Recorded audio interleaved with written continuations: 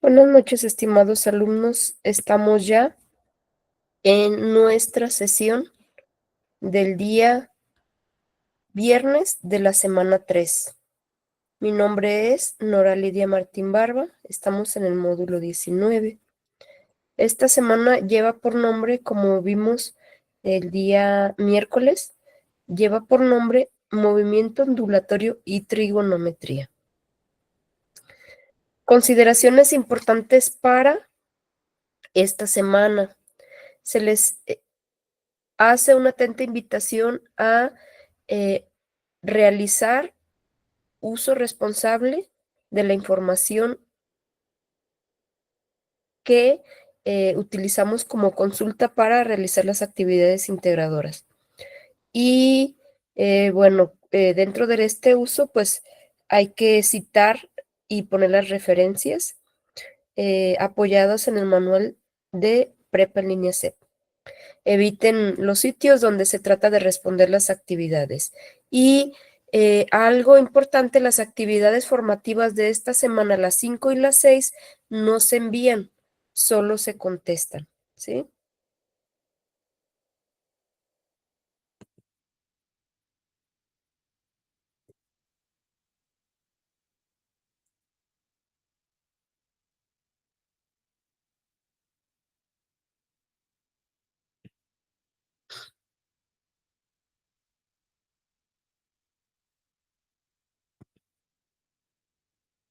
Bien, vamos a hablar de un tema. Hablando de las ondas, estuvimos hablando de las ondas, que es una forma en la que se transmite la energía.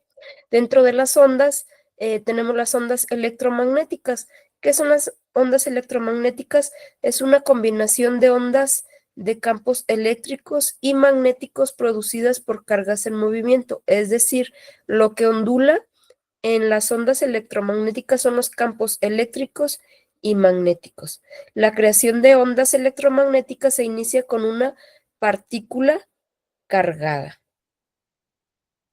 El espectro electromagnético es el conjunto de longitudes de onda eh, de todas las radiaciones electromagnéticas, incluye los rayos gamma y tienen longitudes de onda más cortas y las frecuencias más altas conocidas. Recuerden que estuvimos hablando de las longitudes de onda, ¿sí? Las longitudes de onda es una distancia nada más en forma ondulada, ¿no? Y decíamos que se conoce con la letra lambda y sus unidades se dan en nanómetros, centímetros, metros, ¿sí? Es una distancia tal cual. ¿Qué es la geometría de la luz? La óptica geométrica usa la noción del rayo luminoso, es una aproximación del comportamiento que corresponde a las ondas electromagnéticas, esto es la luz. Cuando los objetos involucrados son de tamaño mayor que la longitud de onda usada, ello permite depreciar los efectos derivados de la difracción del comportamiento.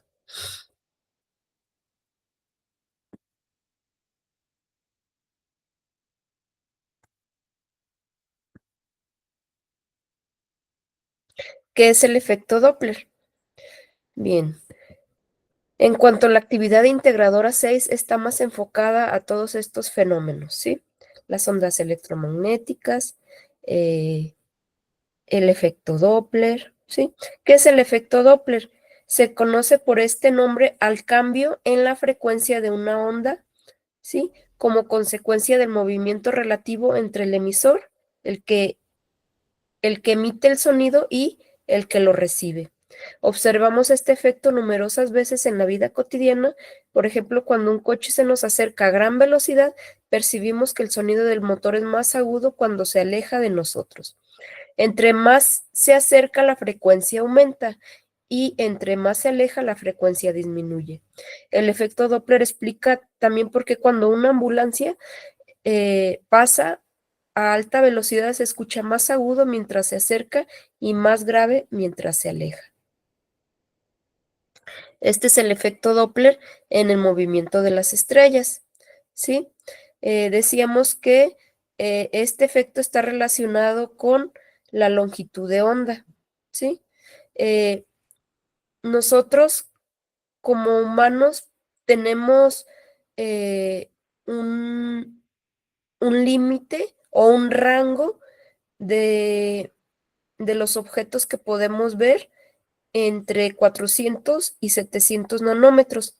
Y de acuerdo a la longitud de onda, es el color en el que se van a clasificar, ¿sí? Entonces, el espectro visible para el ojo humano está entre 400 y 700 y entra dentro de la gama o el color de los amarillos. Por eso es que percibimos las estrellas amarillas. Si la longitud de onda fuera mayor, pues tendería a ser más naranjas y rojos. Y cuando la longitud de onda es menor, pues tiende a ser verde, de amarillo se va a verde, azul, violeta, ¿sí? Ahora, ¿qué significa el espectro de energía? Un espectro es la descripción de cómo se distribuye la energía entre las diferentes frecuencias presentes en una onda. Aquí veíamos, ¿sí? A la izquierda una bombilla incandescente y a la derecha una lámpara LED, ¿sí? En el rango de las X o la línea horizontal tenemos la longitud de onda y en el vértice, en la línea vertical tenemos la potencia radiante, ¿sí? La iluminación, ¿sí? Aquí vemos que la potencia radiante en una bombilla incandescente, su mayor rango de potencia radiante está más o menos a los 1100, ¿sí? La potencia radiante tiene su mayor pico a los 1100, ¿sí? De longitud de onda. A la longitud de onda más o menos 1100. Y su potencia radiante está entre 3 y 4. Mientras que una lámpara LED, su potencia radiante está también más o menos entre 3 y 4, pero a una longitud de onda de 450 nanómetros.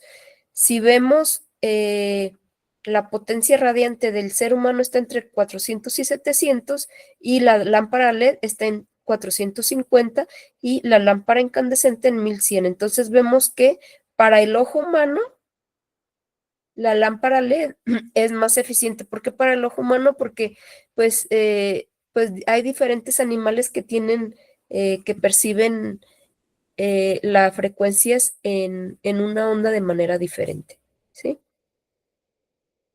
Que es el espectro visible, lo que podemos ver. Ya decíamos que estábamos entre 400 y 700 nanómetros para el ojo humano.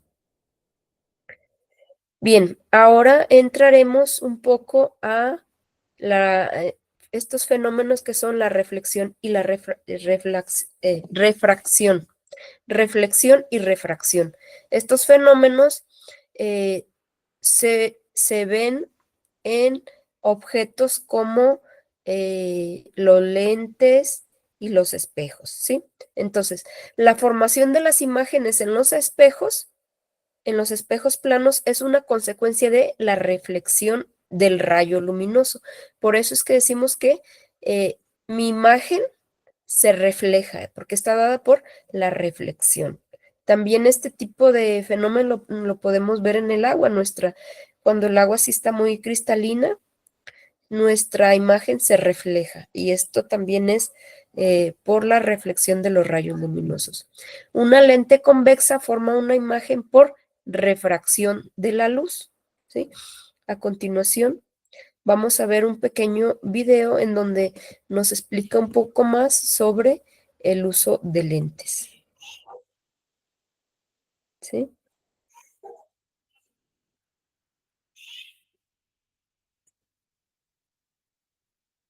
Les voy a mostrar un videito.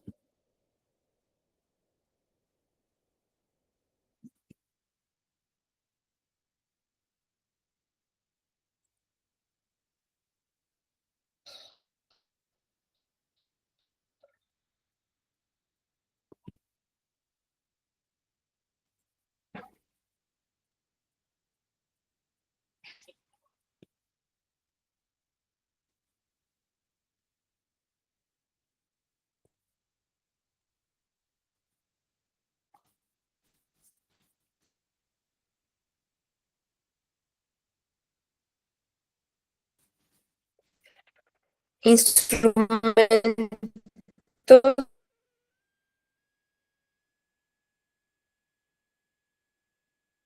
ópticos. Vamos,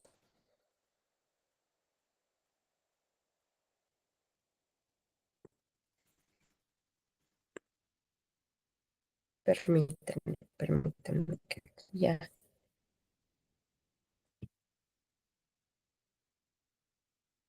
Ahorita voy a regresarlo y yo se los voy a leer.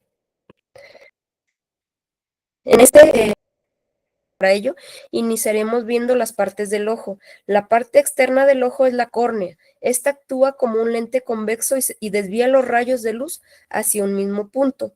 Después está el iris, que se encarga de contraer o dilatar a la pupila para controlar la cantidad de luz que entra al cristalino. El cristalino agranda o reduce su curvatura para enfocar los objetos que están viendo. Posteriormente está la retina, que crea la imagen de lo que se está viendo. Pero para poder ver las cosas, hay una serie de pasos que siguen en el ojo. Primero, la luz que hay en el exterior pasa por la córnea, que actúa como un lente convexo. Disculpen los anuncios.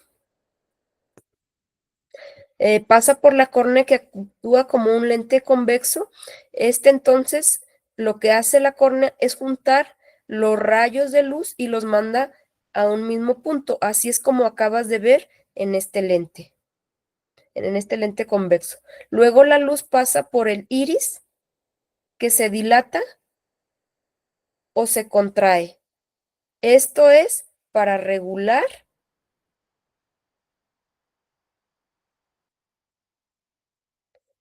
la cantidad de luz que entra al ojo. Y el cristalino tiene la función de enfocar los objetos. La luz hace posible que los objetos puedan proyectarse en nuestros ojos. De esta manera podemos ver lo que hay frente a nosotros. Pero cuando la luz llega a la retina, se crea una imagen invertida y de menor tamaño. Es decir, dentro de nuestro ojo, las imágenes que vemos están al revés y mucho más pequeñas que en realidad. Pero si te estás preguntando cómo es que entonces vemos las cosas de manera correcta y no pequeñas o volteadas, bueno, eso es porque la imagen pasa por el nervio óptico para llegar hasta el cerebro, y en el cerebro la imagen se rectifica volteándola y rectificándola. ¿Cuál es su tamaño original? Enviando esta información para que nosotros la podamos percibir o ver de manera correcta. Es bastante interesante lo que hacen nuestros ojos y cerebro para que podamos ver todas las cosas que hay en nuestro alrededor. Pero ¿sabías que nuestro ojo y su función es muy parecida a la de una cámara fotográfica? Como puedes ver en esta imagen, la cámara tiene algunos lentes que nuestros ojos sería la pupila, y en la pupila y el cristalino, y la retina sería la película de la cámara fotográfica. Como antes ya viste que la cámara, al igual que los ojos, percibe la figura a la inversa o al revés. Aunque nuestro ojo es extraordinario, en ocasiones hay cosas que no podemos ver, y para ello necesitamos de instrumentos ópticos que hacen uso de estos dos tipos de lentes, que son los que te explicaré a continuación. Este tipo de lentes se utilizan para convergentes. Que son los lentes convergentes? Son aquellas que son más gruesas en la parte central y más delgadas en los bordes. Como consecuencia de ello, se concentran, es decir, convergen, se unen en un único punto, ¿sí? Entonces, se les llama convergentes porque convergen en un solo punto, se unen. Los rayos de luz se convergen en un solo punto, los rayos de luz, y este es el eje o foco principal de los lentes convergentes. Los rayos o haz de luz entran en este lente, pero al ser más grueso en su centro, lo que sucede es que los rayos se concentran o van hacia el centro o el eje principal de este lente. Este punto en el que se juntan recibe el nombre de foco principal, foco imagen o representa con la letra F. Las lentes convergentes son también llamadas positivas y este tipo de lentes hacen que las imágenes se vean más grandes. Este es el objeto de tamaño real y es como lo vemos, pero cuando nos ponemos una lente convergente en el ojo y el objeto, lo que hará la lente es ampliar la imagen del objeto, haciéndolo que lo podamos ver que sea más grande. Disculpen, ahorita me lo salto.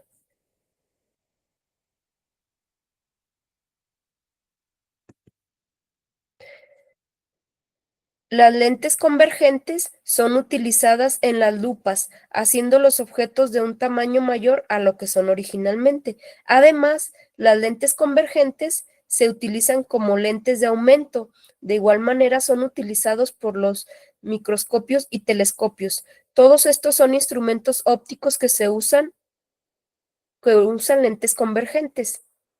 Ahora veamos los lentes divergentes.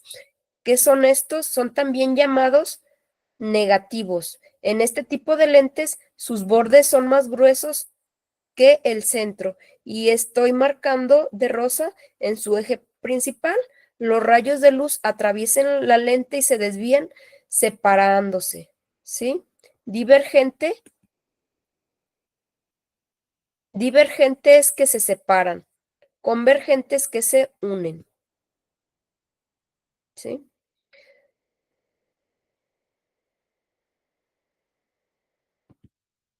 Así es como vemos originalmente un carro, pero entre el ojo y el objeto, entonces el objeto se ve más pequeño que el objeto real. Estas imágenes que se forman se les llama virtual, ya que no son reales,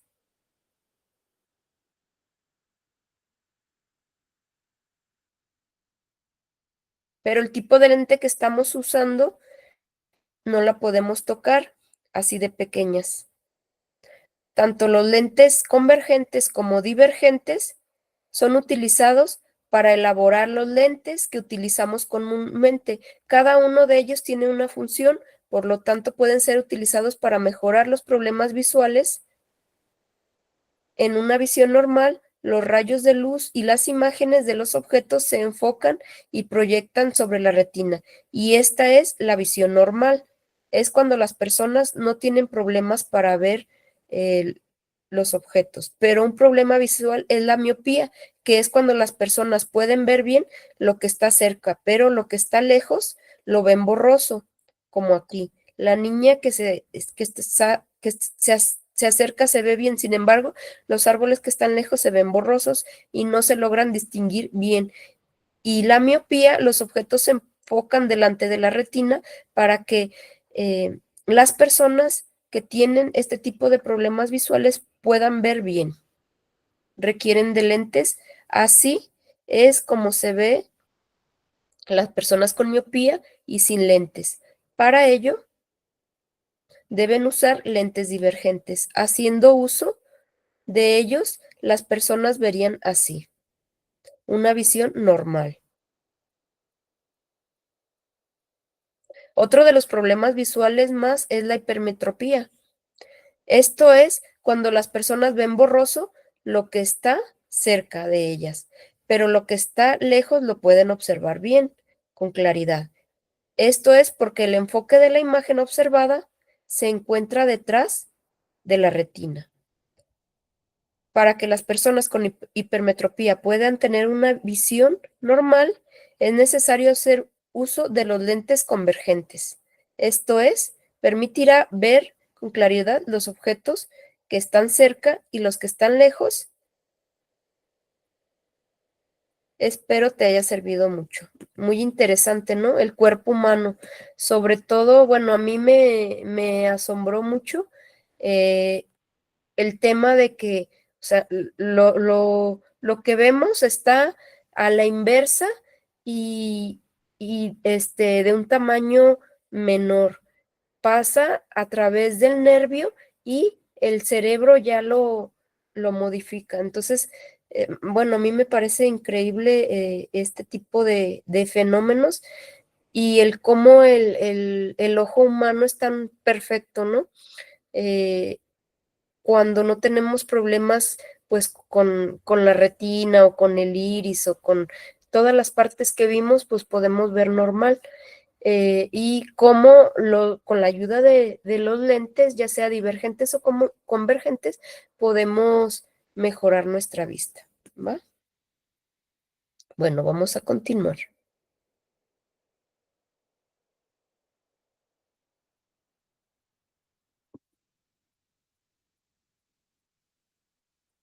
Igual les voy a pasar la liga para que puedan verlo con mayor detenimiento.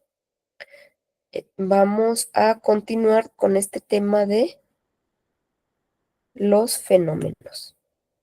Los lentes, como vimos, las lentes convergentes o también conocidas como positivas, son aquellas cuyo espesor va disminuyendo al centro, del centro hacia los bordes. Los rayos de luz llegan a una parte desde un objeto de manera paralela. La lente hace unirse en un solo punto llamado foco principal. Convergen en un solo punto, ¿sí? Se unen, convergen es unir, y las lentes divergentes se separan. Son unas lentes transparentes que son en su forma física, son más finas en su parte central y más gruesas a los bordes. Son unas lentes que están delimitadas por dos superficies y una es cóncava o curva, al menos una de sus partes.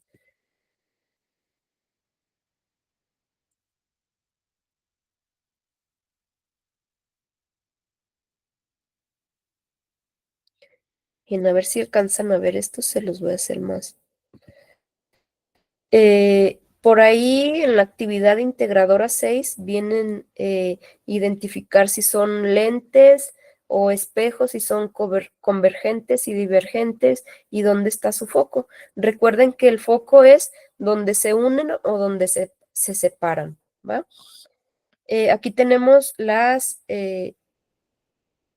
lentes arriba, convergentes y divergentes, ¿sí? En la parte inferior tenemos un lente divergente, su foco está en la parte izquierda, ¿sí? Su foco principal. Y en una lente convergente, su foco principal está a la derecha, ¿sí? Aquí en estos cuadros tenemos un espejo cóncavo y un espejo convexo, ¿sí? Aquí tenemos su foco de un espejo cóncavo a la izquierda y el foco principal en el espejo convexo es hacia la derecha, ¿no? Entonces, el foco principal nos va a decir si se unen o se separan, pero en esa separación o en esa unión se le llama foco principal. Bien, a ver si recuerdan, ¿a qué se le conoce como, hablando ya de las ondas, a qué se le conoce como número de vibraciones por segundo, chicos? Número, escríbanlo. ¿Qué es el número de vibraciones por segundo?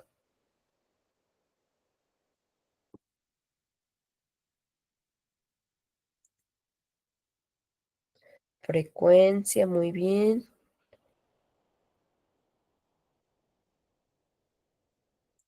Frecuencia y su unidad son los hertz. Muy bien. Así es el número de vibraciones por segundo, es la frecuencia y su unidad está en hertz. Bueno, se da en hertz.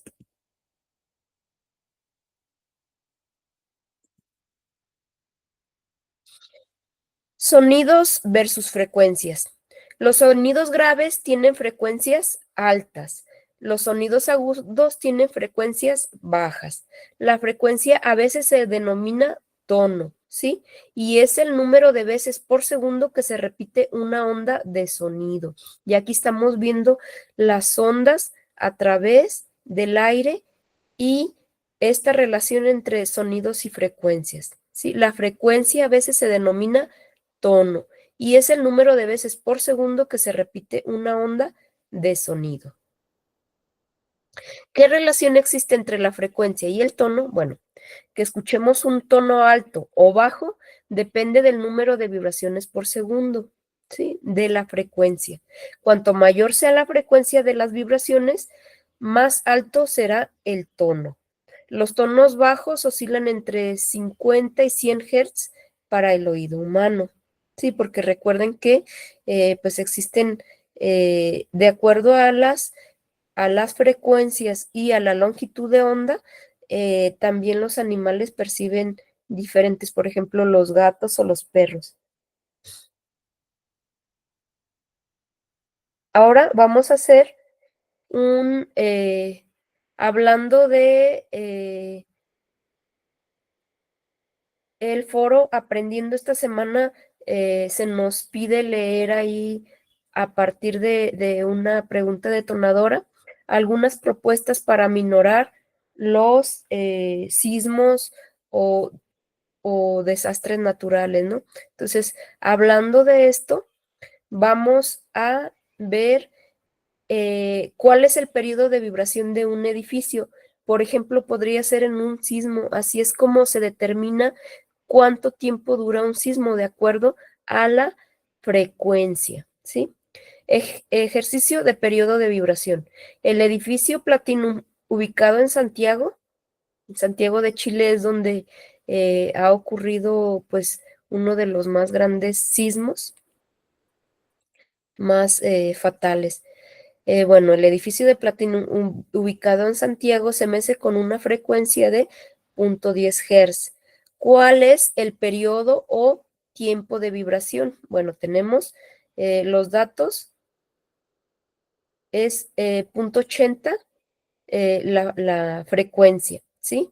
Entonces ya nada más aplicando la fórmula tendríamos frecuencia es igual a 1 entre t y t es igual a 1 entre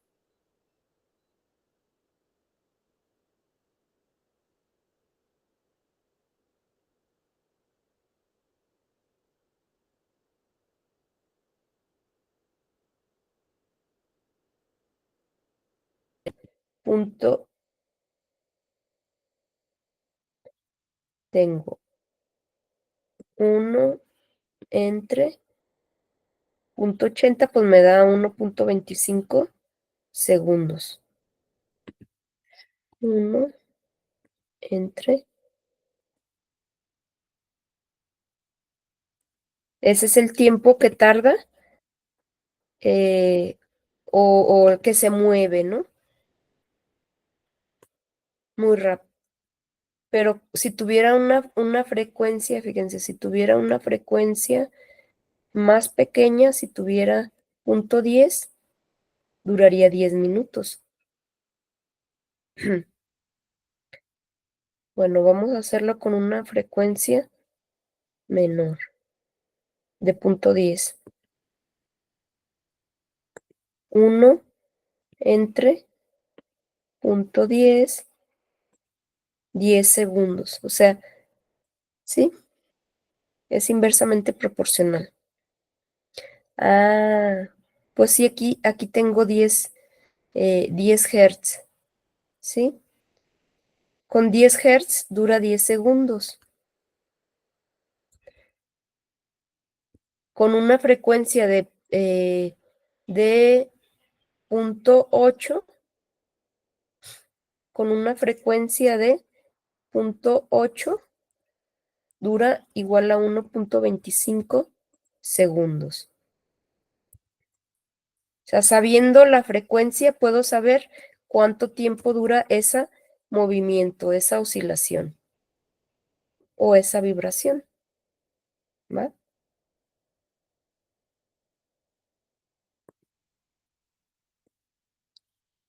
A ver, chicos, ¿cuál es la unidad de la frecuencia? Inciso A y inciso B, ¿cuál es la unidad de la velocidad?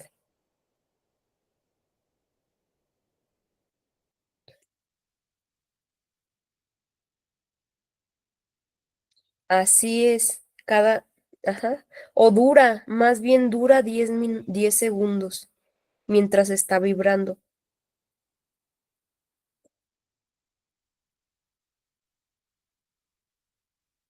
Esa vibración dura 10 segundos.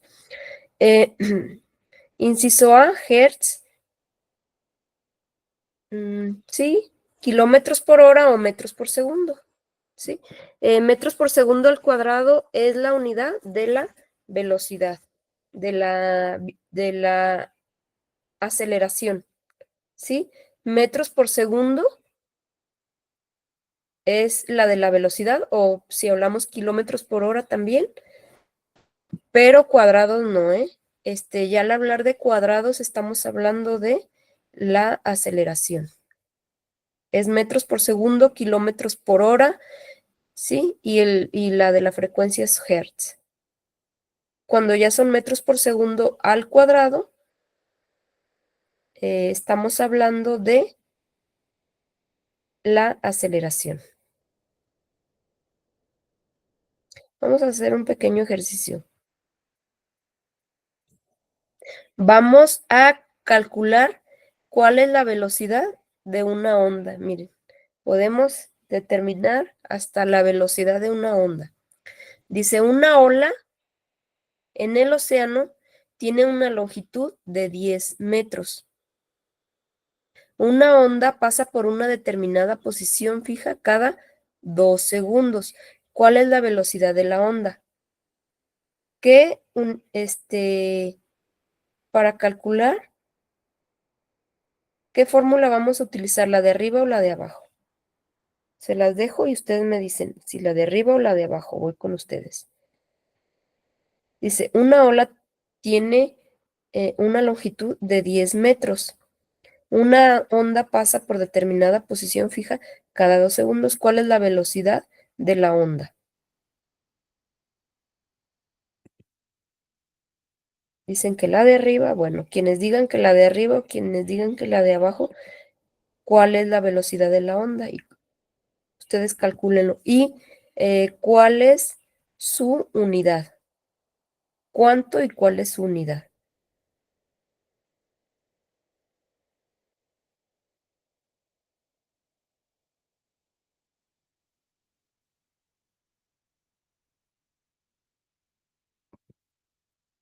5 metros por segundo, muy bien, Roberto, Georgina, muy bien, chicos. Muy fácil, ¿no? ¿Quién podría decir que podríamos calcular la velocidad de una onda o la longitud de una onda? Sí, pues ahí tenemos 5, nada más, 5 metros por segundo. Recuerden, ya cuando tenemos segundo al cuadrado es aceleración. Otro pequeño ejercicio de longitud de onda. Bueno, tenemos una distancia recorrida por las ondas de 25 metros. Tiempo en recorrer esa distancia es 1.2 segundos. Y el periodo es 5 segundos. Hay que calcular la longitud de onda. ¿Qué fórmula utilizaríamos, la de arriba o la de abajo? Para calcular la longitud de onda.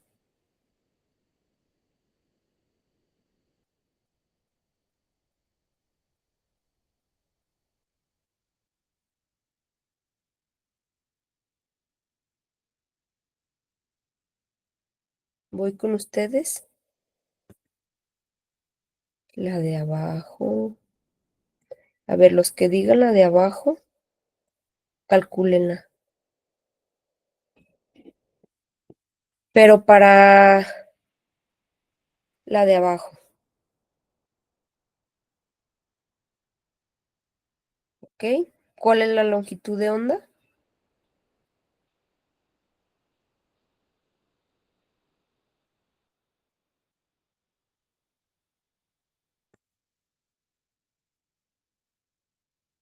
Así es, Sonia. Entonces, se utilizan las dos, ¿sí? ¿Por qué? Porque para calcular la longitud de onda necesitamos saber la velocidad. Entonces, calcúlenlo. Primero calculamos la velocidad de la onda y después la longitud de onda.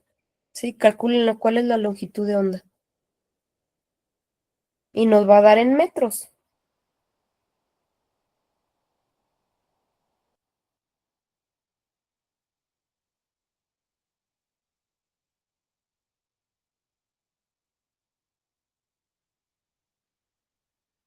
Igual ahorita lo hacemos, nada más para que.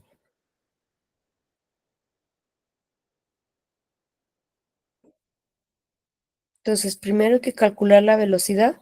Posteriormente tenemos que calcular la longitud de onda.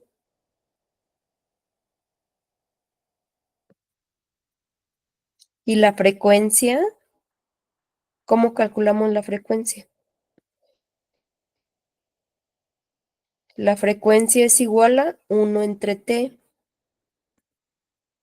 A ver, vamos. La velocidad es igual a 25 entre 1.2 y me da 20.83, muy bien, metros por segundo.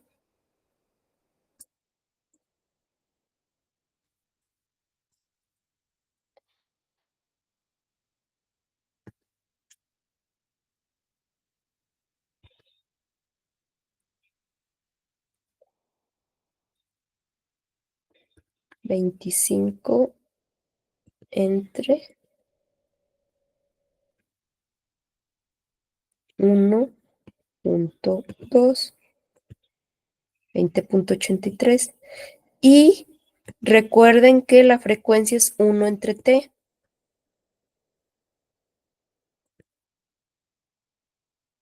Frecuencia es igual a 1 entre t. La frecuencia es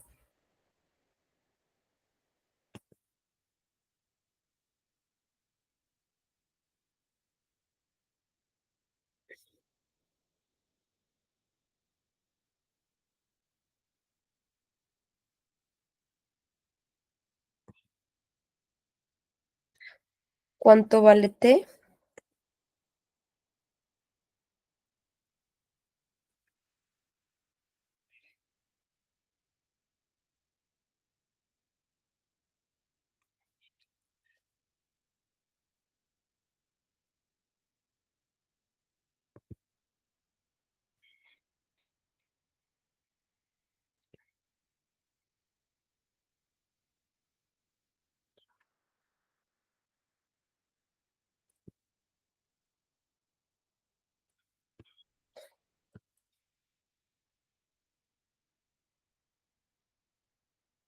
Cinco, ¿no? T es igual a, ajá. Y para calcular F es 1 entre t. Cerré la presentación.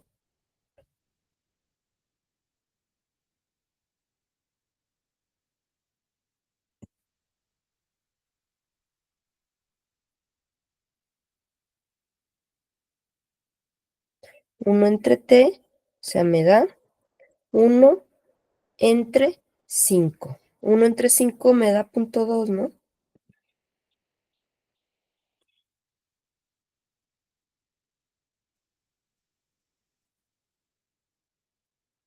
0.2, o sea, la frecuencia es igual a 0.2 Hz. Y esto pues se da en segundos. Entonces ya nada más divido la velocidad, que es 20.83, entre mi frecuencia. 20.83 metros por segundo entre 0.2, que es mi frecuencia. Recuerden que estos son hertz y son en 3 segundos. Bueno, lo voy a hacer más grande la letra.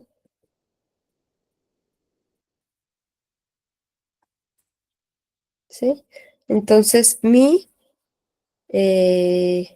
longitud de onda, 20.83. 20.83 entre 0.2 me da 104.5. Y fíjense, aquí está. Segundos con segundos se elimina y al final me da metros.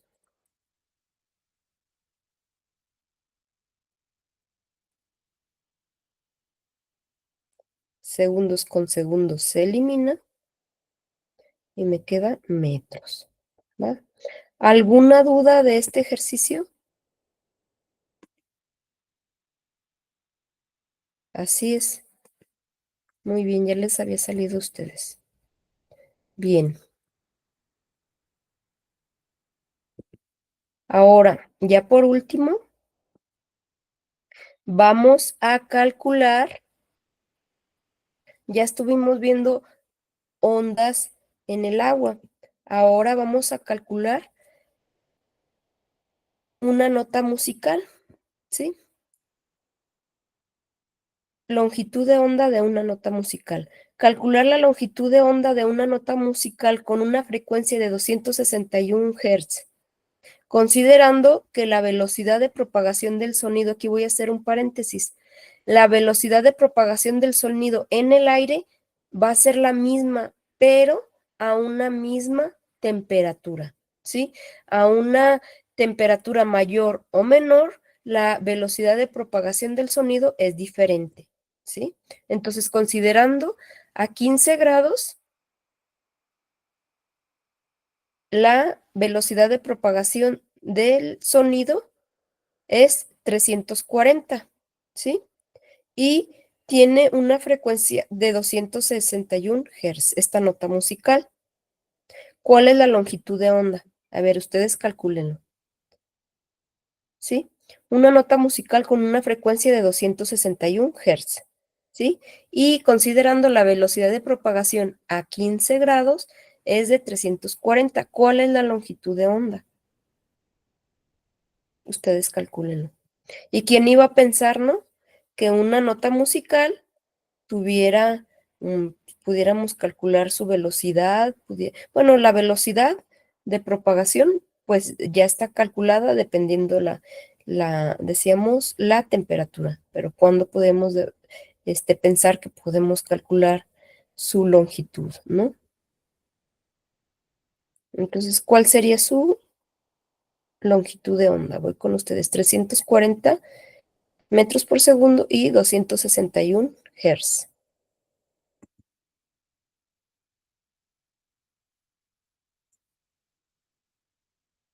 ¿Cuál es su longitud de onda? Recuerden que longitud de onda es igual a velocidad entre frecuencia.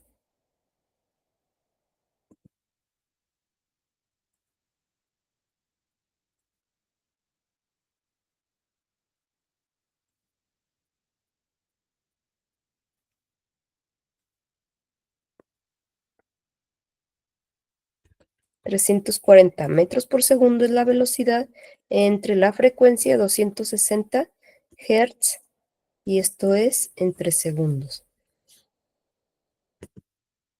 1.3 metros. Así es, muy fácil, ¿no? Nada más recuerden que la velocidad de propagación del sonido es la misma, pero va a depender la velocidad, digo la temperatura, ¿no?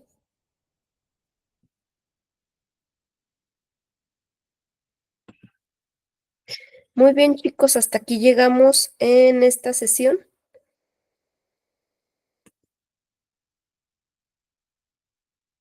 Dígame, Katia.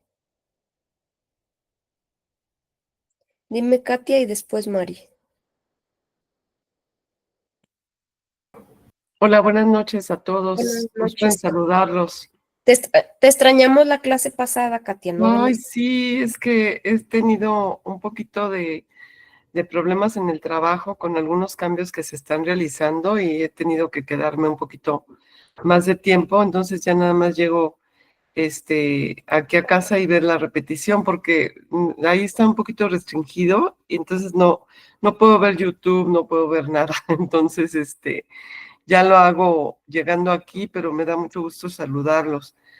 Sí, Eh, dime. Miss, fíjese que yo tengo un poquito de duda en el ejercicio de después de las preguntas Ujú, de la actividad 5, ujú, donde, bueno, donde dice la longitud de la onda depende de la frecuencia. ujú. Eso es basándonos en la tabla, en los resultados de la tabla, ¿no? Así es. Ajá. Ok. Luego viene en el número 7 de número romano con la amplitud y frecuencia. Ujú, Esto yo tengo un poquito de duda porque esto es totalmente diferente a lo que acabamos de hacer ahorita, ¿no? ujú. Sí, Sí. ahí viene una ecuación en donde tienes que sustituir los valores y realizarlo en modo radianes, ¿no? Ajá, eso es lo que tenía también la duda en la cuestión de la calculadora. ¿Cómo cambiar la función en, no sé, Es que no, va a depender del tipo de calculadora. Yo lo realicé en la calculadora 2.0, ahí pues tiene el DEC y radianes, pero sí va a depender. Normalmente tienen segunda función o inversa y tienen radianes, ok. dependiendo la calculadora. Y eso, lo tiene usted visible, lo tiene usted visible en la calculadora aquí que me la pueda mostrar para ver si es Sí, como la que yo tengo en mi computadora, por favor. le damos,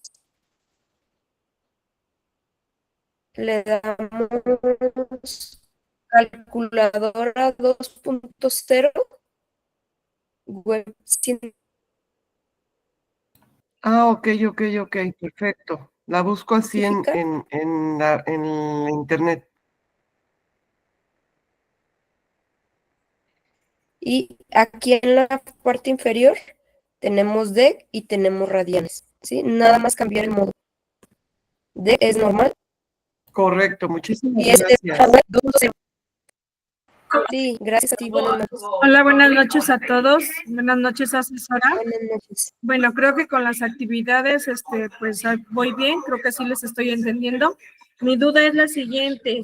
Bueno, después de las actividades integradoras que vamos a entregar, hay dos actividades más que se descargaron en Word. Las formativas, Ajá. La de sensibilidad de los tonos, la 5 y ajá. la 6 de ondas de sonido y luz. Y Ujú. bueno, yo tengo la duda que esas, ¿dónde se van a entregar o nada más ese ejercicio? Esto es lo que les comentaba al inicio. Comentaba que no se entregan, simplemente sirven como ejercicios, como base para realizar, no se van a subir. Mira, actividades formativas 5 y 6 no se envían, solo se contestan. Ah, ok, perfecto, esa era mi duda, porque bueno, ya estaban trabajando en ello, pero digo, bueno, ¿y dónde la voy a entregar? ¿En dónde la Sí, voy a subir? sí, no se va a subir nada más. Digamos que es como integral a sus actividades, como para que entiendas un poco más tus actividades integradoras 5 y 6 como ejercicio, pero no se van a subir, ¿va? Muy bien, muchísimas gracias, asesora. Linda noche. Sí. Muy bien, nos veríamos para la próxima semana. Muchísimas gracias, que pasen buenas noches, buen fin de semana y pues échenle ganas para terminar este fin todas sus actividades.